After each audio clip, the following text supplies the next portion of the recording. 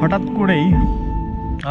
করেই মাসুম ভাই নক করে বলল যে ভাই উদয়পুর যাবেন নাকি। আমি বললাম যে চলেন যাই। আমরা ওখান থেকে এবার ডান দিকের রোডটা ধরলাম।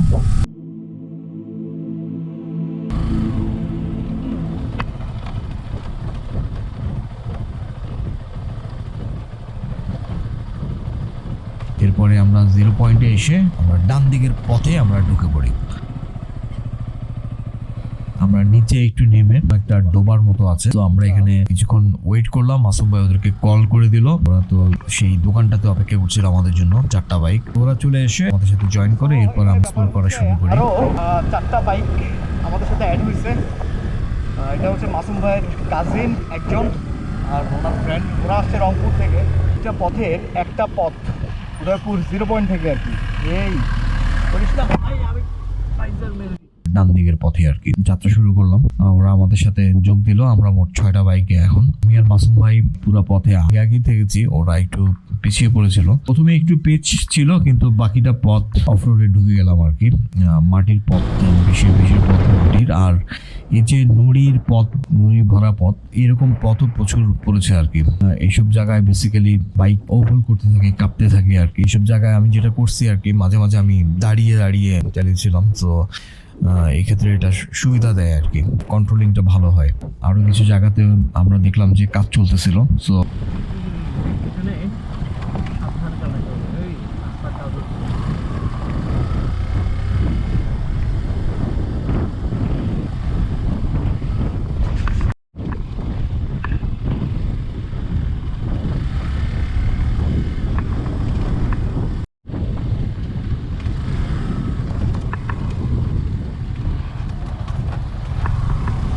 যেতে যেতে আসলে আমরা মুগ্ধ হচ্ছিলাম আর কি। একে তো হচ্ছে বাপাশে ভিউ পাওয়া যাচ্ছিল দূরের ইন্ডিয়ার আর কি, পাহাড়গুলো সব ইন্ডিয়ার বাদিকে। আর হচ্ছে অফ রোডের এই থ্রিলটা আর কি, অ্যাডভেঞ্চার। ক্যামেরা আসলে জাস্টিস করে না। অনেক জায়গায় এখানে অনেক খাড়া, সব ধরনের অফ রোড আর কি মিক্সড বলা চলে আর কি। কাঁচা রোড, মাটির রোড, কাজ চলতেছে। তারপরে ধুলাবালি, মাটির স্তর অনেক, বালির স্তর, ধুলাবালির স্তর অনেক বেশি। কিছু জায়গা মাত্র পিচ হয়েছে, এখনো তাজা আর কি, আলকাতরা। অবস্থা দেখে মনে হচ্ছিল একসময় এটা বাংলাদেশের অন্যতম একটা রোডে মানে পরিণত হতে যাচ্ছে। ভিউ দেখে আমরা মুগ্ধ হচ্ছিলাম আর কি।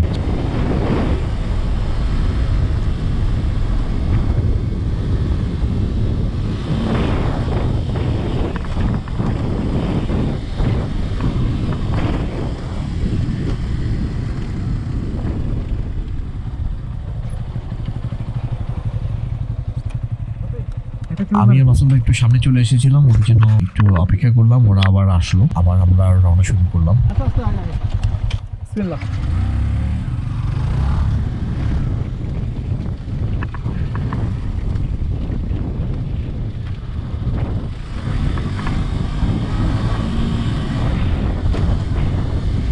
পাশাপাশি চালানোর চেষ্টা করছি অনেক সময়, কারণ সামনের বাইকের ধুলাতে অনেক সময় সামনে কিছুই দেখা যায় না আর কি। গতবার আমরা যে মাটিরাঙ্গার যে রোডটাতে গেলাম, রামগড় থেকে অফ রোড, ওখানেও এটা আমরা মেনটেন করছি। পাশাপাশি আমরা চালানোর চেষ্টা করছি আর কি বাইক। তো সেক্ষেত্রে হয় কি যে ধুলাবালি আর কি ডিস্টার্ব করে না। এখানে প্রচুর ধুলা, মানে মনে হবে যে ধোয়ার বোম ফালানো হয়েছে এরকম মনে হয় মাঝে মাঝে। কিছুই দেখাও যায় না, এরকম অন্ধকার, ঘন অন্ধকার হয়ে যায়। কিন্তু এখানে অবস্থাটা হয়েছে যে আসলে যে ওই জিনিসটা মেনটেন করে আর চালানো হচ্ছিল না, কারণ এত ভেরিয়েশন পথের, কখনো উঁচু, কখনো নিচু, কখনো ডান, কখনো বামে যেতে হচ্ছে, লেন চেঞ্জ করতে হচ্ছে, করতে হচ্ছে। তো একটা পর্যায়ে আমরা যে যার মতো ওইভাবে করে টানা শুরু করছি। এক পাশে খাড়া পাহাড়, এগুলো পাহাড় কেটে এখানে রোড করা হচ্ছে, বোঝা যাচ্ছিল। অ্যাডভেঞ্চার করতে করতে আমরা আগাচ্ছিলাম।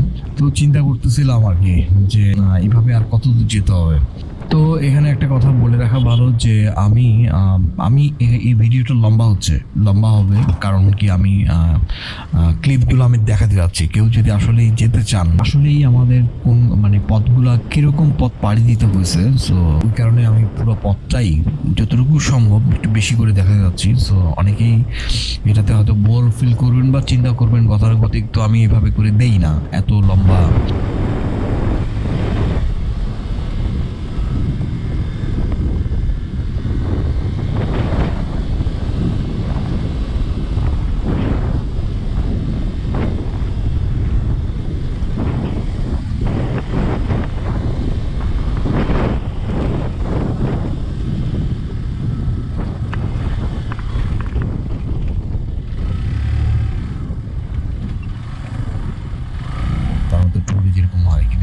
দিচ্ছি যাতে পথগুলোর অবস্থাটা বুঝতে পারা যায়। তবুও সব দেওয়া সম্ভব না, হয়তো মানে বেশিরভাগটাই আসলে কেটে দিব, কারণ এত লম্বা পথের আসলে দেওয়াটা কখনই সম্ভব না। তবে রোডের যা অবস্থা দেখে মনে হচ্ছিল, বারবার মনে হচ্ছিল ওই যে লিক্রিড রোডের কথা বা ডিম পাহাড়ের কথা, এরকম একটা রোড আসলে হতে যাচ্ছে আর কি, বর্ডার পাশ ধরে আর কি। অনেকেই জানেন এটা হয়তো, এই রোডটা কক্সবাজারের সাথে এটা গিয়ে কানেক্ট হবে, আর যে বাদিকের রোডটা ওটা সাজেকের সাথে গিয়ে কানেক্ট হবে। সো পুরো বাংলাদেশের পার্বত্য এলাকাগুলোর থেকে এই রোডগুলো আর কি কানেক্ট হয়ে যাবে। আবারও সেই ধুলার ধুলার বোমের ভিতর দিয়ে আমরা যাচ্ছিলাম আর কি, এবং অফ রোডের যে নরম লেভেলের যেই মজাটা ওইটা কিন্তু আমরা পাচ্ছিলাম।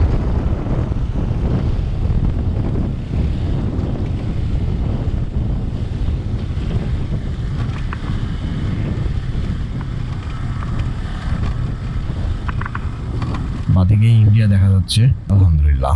তো আল্লাহ তাআলা শুকর, এখন পর্যন্ত সবকিছু ঠিক আছে, আমাদের কোনো সমস্যা হয়নি। এই জায়গা অনেকটুকু খাড়া হয়ে নেমে যেতে হচ্ছে, কিন্তু ক্যামেরাতে বোঝা যাচ্ছে না। খুবই সাবধানে বাইক চালাতে হচ্ছে, বাইক যাতে স্কিড করে না পড়ে যায়।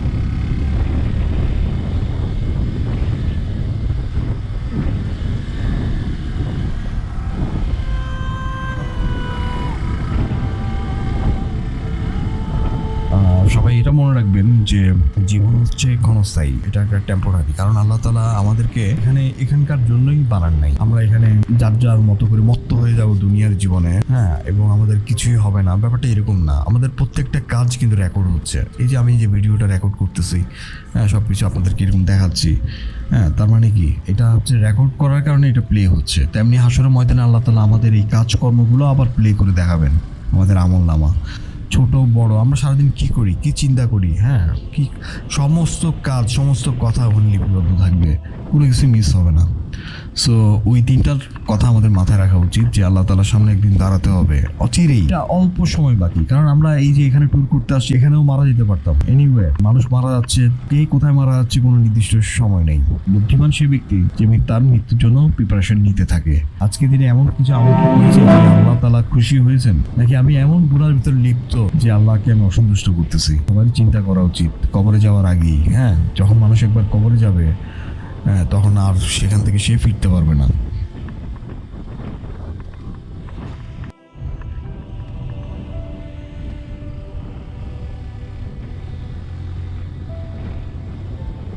আমাদেরকে এই দুনিয়াতে এই সুযোগটা একবারই।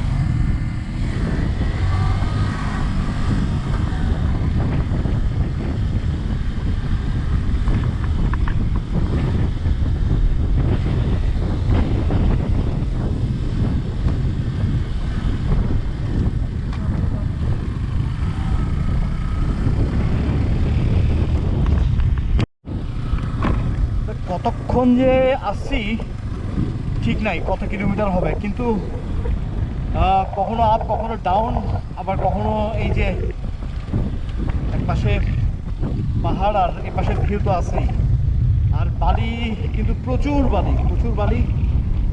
আর একবার বাইক কিন্তু পড়ে যেতে যেতেও বেঁচে গেছি আলহামদুলিল্লাহ। আর রাস্তা তো ও আল্লাহ সুবহানাল্লাহ, রাস্তা তো বালি, এত পরিমাণ বালি যে মাঝে মাঝে সামনের বাইকের জন্য কিছুই দেখা যায় না রাস্তা। তো অনেকটুকু আসলে কেটে কেটে করতে হচ্ছে, অনেক লম্বা রাস্তা যেহেতু, আর ব্যাটারিও বেশি নাই। তো এর ভিতরে যতটুকু পারতেছি আর কি ক্যাচ করে নিচ্ছি। সামনে আবার একটা আপ আছে, সো অনেকক্ষণ থেকে এরকম আপ অ্যান্ড ডাউন চলতেছে, তবে ভালোই লাগতেছে। এটা হচ্ছে একদম বর্ডার লাইন রোড ধরে, একদম বর্ডার লাইন। এখানে আমরা ইন্ডিয়ার মিজোরামের পার্শ্ববর্তী মিজোরামের পাশে দিয়ে আমরা চলে যাচ্ছি। মানে কী হলো, এই ওখানে আর্মি ধরছে। অবশেষে আমরা দেখলাম যে কিছু গাড়ি দাঁড়ানো আছে আর্মিদের।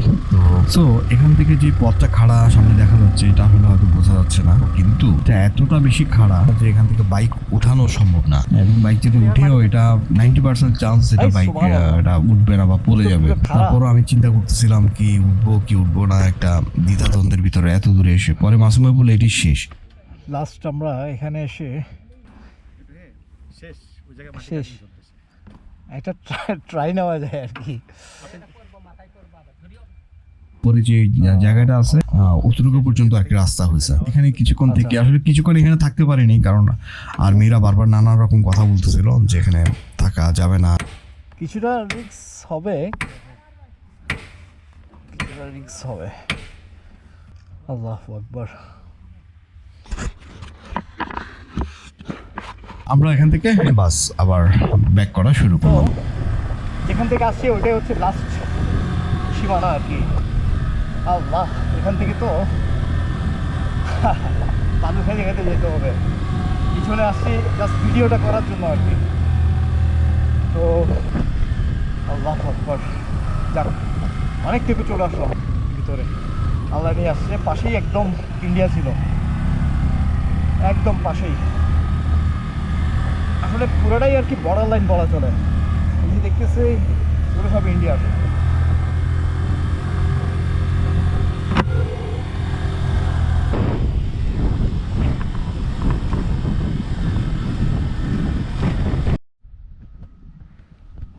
ওই যে অতটুকু পর্যন্ত আমরা গেছিলাম লাস্ট মাথা, আর হচ্ছে ইন্ডিয়ান বিপি, এগুলো সব হচ্ছে ইন্ডিয়ার।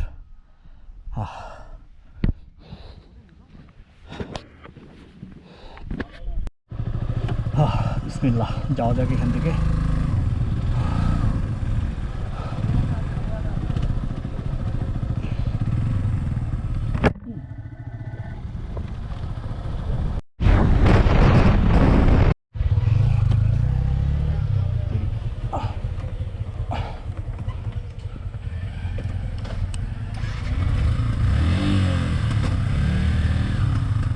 বিসমিল্লাহ, আমরা বাগাইহাট থেকে রওনা দিচ্ছি। এখানে একটা ব্রেক দিয়ে এখানে খাওয়া দাওয়া করলাম, সিঙ্গারা কোক, দেন নামাজ পড়ে নিলাম।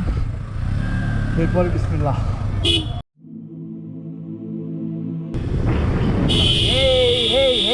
Hey, what the?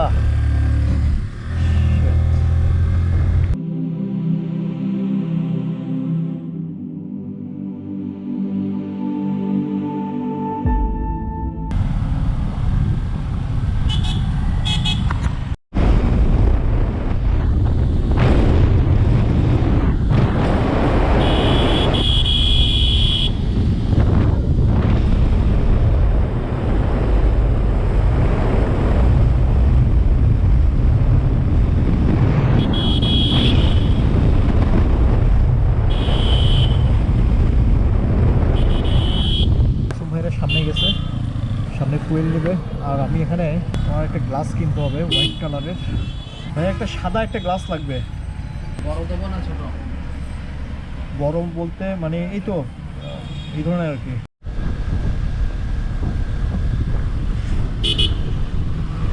গ্লাস কেনা শেষ, এখন দেখা যাক যে ওদেরকে ক্যাচ করতে পারি কিনা।